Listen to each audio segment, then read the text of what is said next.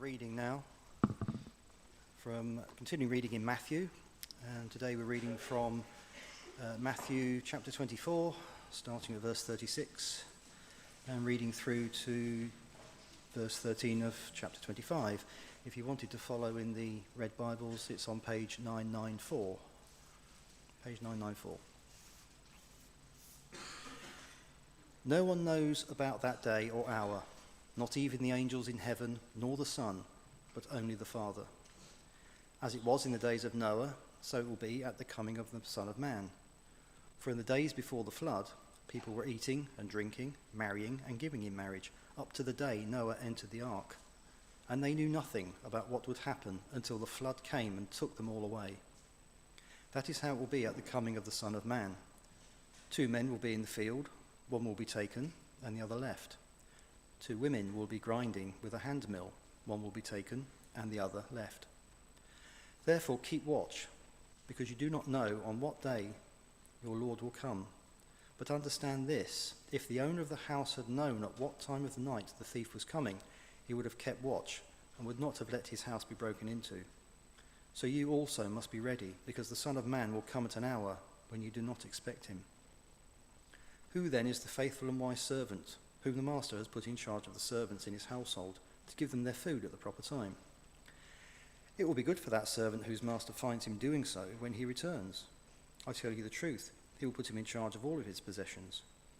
But suppose that servant is wicked and says to himself, my master is staying away a long time, and he then begins to beat his fellow servants and to eat and drink with drunkards. The master of that servant will come on a day when he does not expect him, at an hour when he is not aware of. He will cut him to pieces and assign him a place with the hypocrites, where there will be weeping and gnashing of teeth. At that time the kingdom of heaven will be like 10 virgins who took their lamps and went out to meet the bridegroom. 5 of them were foolish and 5 were wise. The foolish ones took their lamps but did not take any oil with them. The wise, however, took oil in jars along with their lamps. The bridegroom was a long time in coming, and they all became drowsy and fell asleep. At midnight the cry rang out, here's the bridegroom, come out to meet him. Then all the virgins woke up and trimmed their lamps. The foolish ones said to the wise, give us some of your oil, our lamps are going out. No, they replied, there may not be enough for both us and you. Instead, go to those who sell oil and buy some for yourselves. But while they were on their way to buy the oil, the bridegroom arrived. The virgins who were ready went in with him to the wedding banquet, and the door was shut. Later the others also came. Sir, they said, open the door for us. But he replied, I tell you the truth, I don't know you. Therefore keep watch, because you do not know the day or the hour. Thank you very much, Anthony. August 29th, 97, Skynet becomes self-aware at 2:14 a.m. Eastern Time after its activation on August the 4th, 97. It launches nuclear missiles at Russia to incite a counterattack against the humans who, in a panic, tried to disconnect it. Anyone seen that movie? Great movie, isn't it? I got sidetracked watching a few clips while I was trying to get that picture. Sounds horrendous, doesn't it? The current progress of AI is terrifying us all, probably because we have memories of that music. That film. Stop the research now, some are saying. Friends, that is a teddy bear's picnic compared to what God tells us about the actual judgment day. However horrendous that film might be, a teddy bear's picnic compared to the day that Jesus Christ finally returns. As if the prospect of a self-aware AI system destroying the human race, if that's what's exercising you, if that's what you're worried about, you're worrying about the wrong thing. You really are. Jesus wants you to be more alert about the day that he returns. I know Elon Musk is particularly keen, isn't he, that we should stop researching AI. He's worrying about the wrong thing. The return of Jesus Christ, Judgment Day, far worse. So when was the last time that you were chatting with some friends about Judgment Day? You know, you some friends over for a meal, you were going to do a barbecue, but you missed summer. That was Wednesday week before last. It's gone cold, so you're indoors chatting around the fire. And, you're just chatting about this and that, and then you say, so how are you feeling about Judgment Day? Feel you're ready for when it comes? When was the last time you did that? I can actually say I did it last night. The Crossleys very kindly had us over for dinner, and I thought I'll try it out on Felicia. I think she was pre-warned. She knew what the text was this morning or something. She didn't seem to flinch and gave a very, very good answer, actually. What about the last time that you thought about it? When was the last time you asked yourself, am I ready for Judgment Day? When was the last time you thought that? Now, full disclosure, the first time I asked myself that question, as far as I can remember, was Wednesday this week when I was preparing for today. The topic of Judgment Day, it's rarely in our conversation, is it? Judgment Day, rarely on the top of our minds, I'd have thought. Now, I don't know when you heard that reading, what you thought about it, but it feels like quite a seriously surreal day, doesn't it? Last week, if you were with us, we read some of the description of what it will be like in chapter 24. And if you weren't here last week, can I really encourage you to listen to the sermon that Chris Tom preached? In fact, I encourage you to do that always, if you miss one. We are in a series. Can you imagine reading a letter from somebody where you read every other page? So if you can't make it on a Sunday, please do, for your spiritual health, catch up if you can. But here are a few highlights then from chapter 24 to excite you or otherwise. So when you see, standing in the holy place, the abomination that causes desolation, sounds great, doesn't it? Spoken of through the prophet Daniel, let the reader understand. Then let those who are in Judea flee to the mountains. Let no one on the roof of his house go down to take anything out of the house. Let no one in the field go back to get his cloak. How dreadful it will be in those days for pregnant women and nursing mothers. Pray that your flight will not take place in winter or on the Sabbath, for then there will be great distress, unequaled from the beginning of the world until now, and never to be equaled again. Think about that. Think about the world wars. Think about the unequaled distress. If those days had not been cut short, no one would survive, but for the sake of the elect whose days will be shortened. Immediately after the distress of those days, the sun will be darkened and the moon will not give its light. The stars will fall from the sky and the heavenly bodies will be shaken. At that time, the sign of the Son of Man will appear in the sky, and all the nations of the earth will mourn. They will see the Son of Man coming on the clouds of the sky with power and great glory. That is Jesus speaking. He refers to himself as the Son of Man. Now, are these the words of some crackpot, some end times predictor? They appear on the internet, don't they? They appear all over the place. They take all the occurrences of a certain number, count 3 words on, and make a sentence up about it, or something like that. And this is what they come up with. Is that what's going on? No, this is not a crackpot. This is Jesus Christ speaking. Baby Jesus. No crying he makes. We sung that, didn't we, a few months ago? Jesus, meek and mild, promo picture with a bunny on his lap or something. That's the Jesus that's saying this. So the day of Jesus' return, Judgment Day, Jesus tells us pretty clearly, to start off with, 3 things about it. So Judgment Day. Sudden, decisive, and a date unknown. Sudden, decisive, and a date unknown. I said it's surreal. Can you imagine what it'd be like? You're washing up after dinner with your wife. Suddenly, she's gone. You're left behind. You're chatting with another dad at your daughter's football training. Saturday morning. Suddenly, he's gone, and you're left alone. Work colleague on the desk next to you at work disappears. Vanishes. It's quite difficult, isn't it, to miss Jesus' point. He's fairly blunt. When it comes to heaven, when it comes to whether you're in or out, It's binary. It's binary. There isn't a middle ground. Judgment Day comes, and either you're taken to be with God, or you're left to face judgment. In or out period. Some go, others stay. The ladies working at that hand mill, remember them when Anthony read it? They'd have looked much the same. Similar lives. They probably shopped at the same shops. Their kids were the same age, at the same schools, studying the same subjects. They talked of the same TV programs. They enjoyed the same hobbies. Superficially, on the outside, they look very similar. But when it comes to Judgment Day, a vast chasm between them. One is in and the other is out.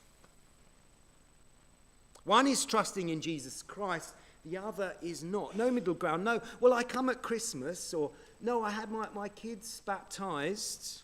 One is in, one is out. And it all depends on their decision about Jesus Christ. Judgment Day, sudden, decisive, a date unknown. Jesus is clear. When this happens, life will be carrying on as usual. Nothing different. No special Judgment Day bank holiday to be expected. You won't be encouraged to run a street party. There won't be a special BBC One with Jules Holland and some fireworks. That's not what's going to happen. We'll all be in the midst of everydayness. Jesus uses the example of Noah. Imagine the scoffing at Noah. Imagine the scoffing he must have faced. Constructing an ocean-going liner, a vast ship in a field. No sea in sight. Have you ever stood next to one of those massive or near a Boeing 747 aircraft? You ever seen the sheer size? Or even if you're sort of going on holiday to Spain or something in your little 737 and you realise it can fit under the wing of the 747, it's always I was amazed that they can actually get off the ground. I've been in them a couple of times and I worried whether they would, even though they obviously do. Noah is building a ship that is twice the size of a Boeing 747. That's how big the ark is. I think the problem with the children's stories is the ark are about that big and the elephant is taking up a good third of the ark, aren't they? So we kind of have this idea of basically a dinghy made out of wood. That is not the size of the ark, and obviously not, because you've got to fit a lot of animals on it. Even today, the engineering resource required would be immense. He's building it by hand. There is no rain in sight, but he's getting ready for a flood. Meanwhile, all those around him, no doubt scoffing at his lunacy. What a crackpot as they go about their everyday lives. Eating, drinking, getting married, living their best lives. What a load of nonsense. There'll be no Judgment Day, no flood. It's all just religious nonsense, Noah. Come on, give up this silly belief of yours and come and enjoy yourself at our wedding party. We've got some new local beers. You like a beer, Noah. Come on. Leave this shipbuilding. Come to the party. Meanwhile, back in the field, miles from the sea, there's Noah and his contractors, night and day, round-the-clock shift pattern, and a ship is taking shape. A massive ocean-going ship, twice the size of a Boeing 747. Friends, don't miss the point Jesus is making. Jesus is highlighting the lie of their age, the lie that says it will never happen. The lie that says don't believe the religious scaremongering. It'll never happen, Noah. Because it did happen.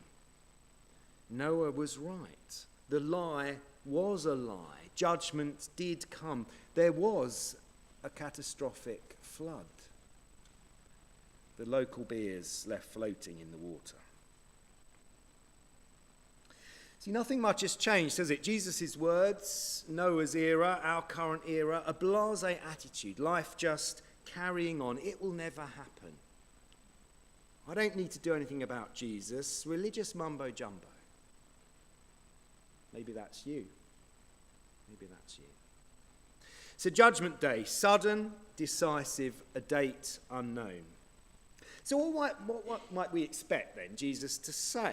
What might you expect his next line to be? Surely something like, well, we'll go and warn people. I think that's what I'd be reaching for in the light of this. Get it out on social media, TV, YouTube, warn people. Well, let's see what he actually says. Therefore, keep watch, because you do not know on what day your Lord will come. But understand this, if the owner of the house had known at what time of night the thief was coming, he would have kept watch and would not have let his house be broken into. Therefore, in the light of this sudden, decisive, date-unknown judgment that's coming, do what? In the light of that, do what? Keep watch. Keep watch. Not warn people, no, not that. Keep watch, he says. So Judgment Day, you need to be ready now.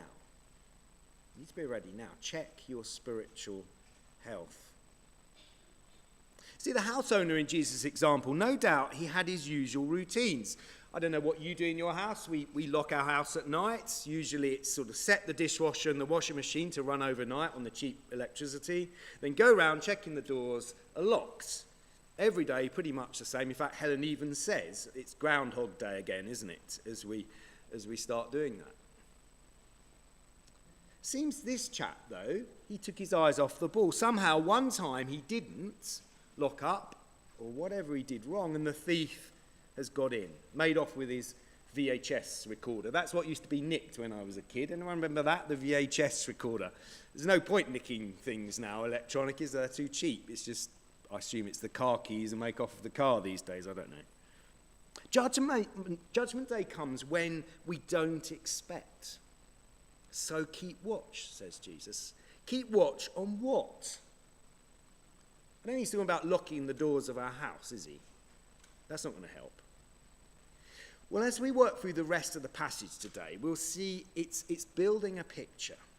What fixes whether we're among those taken or those left to face judgment, what fixes that is our spiritual state.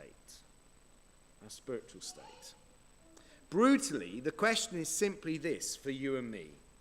If Jesus came right now, how would you feel? Jesus came right now, how would you feel? What is the state of your heart, the spiritual state of your heart? See, Jesus is saying, don't ever take the eye off the ball when it comes to your spiritual health. Are you cruising along? Or are you intentional about keeping your spiritual heart healthy? Keep watch, says Jesus, on your spiritual health. When was the last time you intentionally asked yourself, how is my spiritual health? Actually attended to it. When was the last time you asked yourself, what am I going to plan into my life to get to better spiritual health? We plan all sorts of things, don't we? Maybe you plan in your physical health, exercise. You perhaps take care of your diet. Do you put the same effort in? Carve out the same time for your spiritual health? Am I keeping watch? Am I intentional about my spiritual health? Jesus is saying that's not something you can put off until life is a bit less busy. Keep watch, he says. It's urgent. It's immediate. Check your spiritual health. It's easy, isn't it, to let our spiritual health decline. Maybe the regular everyday anxieties of life just get in the way. Plenty of life to overwhelm us, isn't there? To fill every spare thought in our heads with the here and now. We've no space left for thinking about God. Children sitting GCSEs or starting new schools. Pressures of work, more and more required of us, but no more time given us. Health concerns or just chronic pain that tires and debilitates. Perhaps it's caring for aging parents. You're that sandwich generation, your parents and your children, all drawing your energy, all with a stake on your time, your headspace. Amidst all of that, Jesus says, keep watch. Be intentional about attending to your spiritual state. Make time for healthy spiritual habits. Make time. Or maybe for you it's the crowd at work, just sucked into their lifestyle choices because you just want to fit in. That's who you're surrounding yourself with. And their influence on you just makes talk of spiritual well-being just seem a little bit unreal, irrelevant. Keep watch, says Jesus, that you're not slipping away. Maybe it's been a great sadness of some kind, the loss of a loved one, maybe a spouse, a parent, a sibling, a child, a close friend. Naturally, feelings of devastation just overwhelm you so often. Hard to imagine life ever having any joy in it at all going forwards. How can I laugh when this has happened to me? How can I know joy when there is this deluge of pain? Truth is, amidst that pain, actually there's a danger of just drifting from God, isn't there? Jesus says, keep watch that the dark cloud doesn't extinguish your spiritual spark. Or perhaps it's just plain old Christian busyness. You know, it's possible, isn't it, to be a keen Christian. You're running a home group, you're on the Passion for Life team, you're helping run toddlers, you're serving in a climbers group, you're on the PCC, you're serving on the music team. But truth be told, you've not had a quiet time, you've not meditated properly on God's word, come before him in personal prayer in weeks.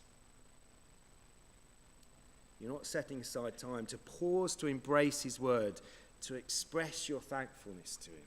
Plead his mercy. Pray for those you know who would be left behind at that mill, that hand mill.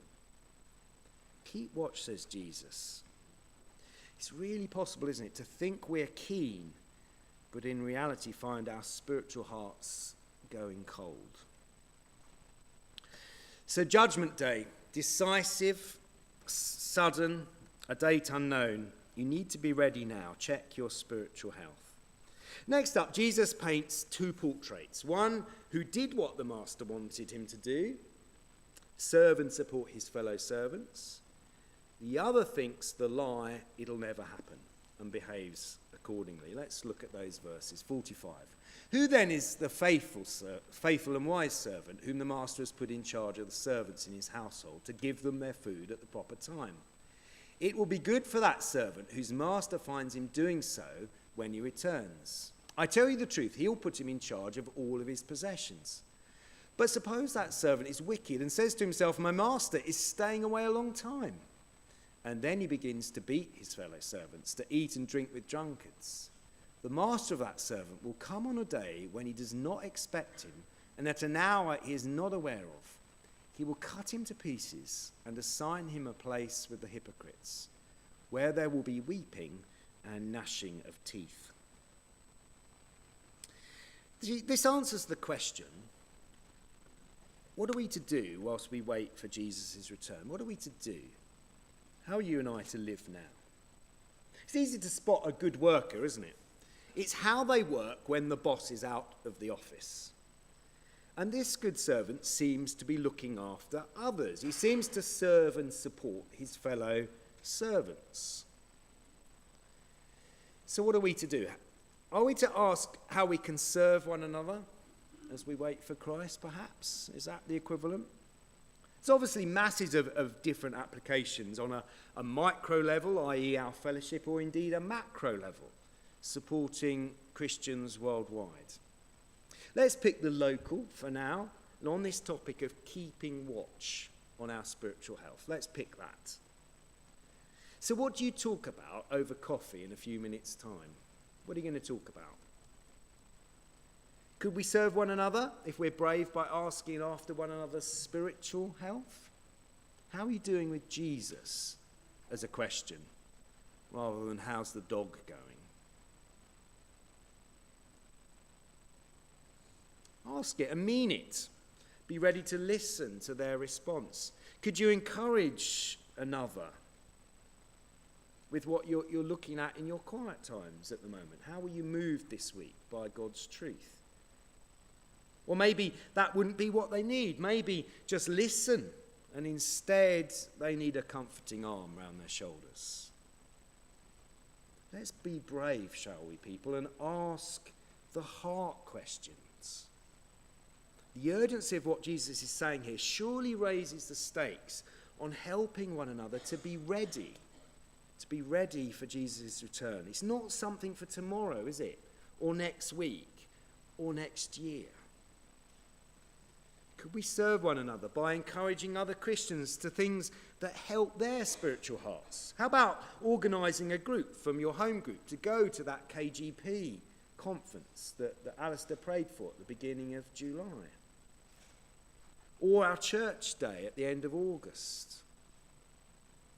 Is there someone that you know who's dropped out of regularly being in church week on week? Catastrophic for good spiritual health. Those who start by staying away, trust me, end up falling away. It's a simple formula. Start by staying away from church, end up falling away. Is there someone you could encourage back to regular home group attendance? Maybe a friend has become a bit of a passenger for the last few months. They're cruising. But there's no intentionality about pursuing spiritual health. Could you come alongside them? See, the contrasting servant, he's believed the lie of the world. He's not coming back. Verse 48. These are those who like the name Christian, but by their actions, their attitudes show that they've no connection with Christ. We've covered this. It's the falsehood of our society. There'll be no judgment day. It's just religious mumbo-jumbo. I don't need to do anything about Jesus. Or maybe more subtly, I'll deal with that later. I'm too busy right now. I've not got time for Christianity Explored right now. What with the kids here and there and everything and work we're doing on the house, my mother struggling with after her hip hop, and now the dog's gone and got ill. Sorry, Jesus, you'll just have to wait. Verses 50 and 51. The master of that servant will come on a day when he does not expect him, and at an hour he's not aware of. He will cut him to pieces and assign him a place with the hypocrites, where there will be weeping and gnashing of teeth. If that's you, please don't be so arrogant as to put off Jesus. I can't think of a more stark warning, can you? Judgment Day, then. Don't believe the lie of our age. It will never happen. It will. It happened in Noah's time. It will happen. Well, as we finish, let's look at this final story that Jesus tells. Lots of fascinating details about the scenario Jesus paints here. We haven't got time to get distracted with them. I'd love to. It's all the kind of gold dust that ended up in the bin, not in the sermon, in the study. But great stuff going on here. But he's still on the main point, being prepared for the coming of the Son of Man, being prepared for his return, being prepared for Judgment Day. That's the topic of this. So we seem to have two sets of virgins, don't we? The first have some spare oil for their lamps, and so when the bridegroom arrives, they could top up their lamps, and into the wedding they go. The second set of virgins don't seem to have any spare oil, nothing to get their lamps lit with, which have gone out whilst they're waiting for the bridegroom. And I wonder if you notice, the bridegroom tells them, look at it, verse 12, I tell you the truth, I don't know you. Did that strike you as odd? Just before we go any further, just to be clear, in case you're imagining some kind of misogynistic variation of a popular TV show, you know, Married at the Brightest Lamp or something, the bloke rocks up, and it's not that. It's not, you know, he doesn't rock up and take his pick of the 10 virgins that have got good lamps. That is not it. The virgins are not the bride, okay? So just to be clear about that. So what is going on? Because that phrase, isn't it? I tell you the truth, I don't know you. That is an odd phrase. You're not coming in to the party because I don't know you. So what, the bridegroom makes a point of only ever getting to know women with spare oil jars or something? Do you see? Can't be that, can it? So how come those with spare oil he does know, and those without spare oil he doesn't know? Well, Jesus uses the phrase those he knows to mean those who are Christians. those trusting him as Lord, trusting that his death on the cross took the penalty for their sin on their behalf. He did that so that on Judgment Day, when presented before God, it is Jesus who steps forward and says, I paid the price for that one, God. I paid the price for that one, God. That's what he does for the Christian. That's what he means when he says, I know you. Those he does not know are those who've rejected him, who've rejected Jesus. So what's the point of the parable? I think it turns on verse 8. The foolish one said to the wise, give us some of your oil, our lamps are going out. See, when it comes to heaven, when it comes to eternity, when it comes to Judgment Day, there are some things that you and I have to own for ourselves. There are some things that you and I can't borrow. Jesus is saying you can't trade on someone else's faith. Well, my aunt was a loyal churchgoer all her life. Great, that's lovely, says Jesus. What about you? My mum took me to church when I was a boy, and she's still teaching in the Sunday school every week. That's nice, says Jesus. But what about you? My grandfather was a Baptist preacher, and so, says Jesus, you can't borrow his faith. Either you believe in me or you don't. Which is it? Friends, if you find yourself reaching for those kinds of phrases, please take seriously what Jesus is so plainly saying here. Judgment Day, sudden, decisive, a date unknown. Judgment Day, you need to be ready now. Check your spiritual health. Judgment Day, don't believe the lie of our age. It will never happen. It will. Judgment Day needs personal faith in Jesus. You can't borrow someone else's. Let's have a moment just to reflect on that, maybe quiet prayer, and then we're going to turn to remembering what Jesus has done for us.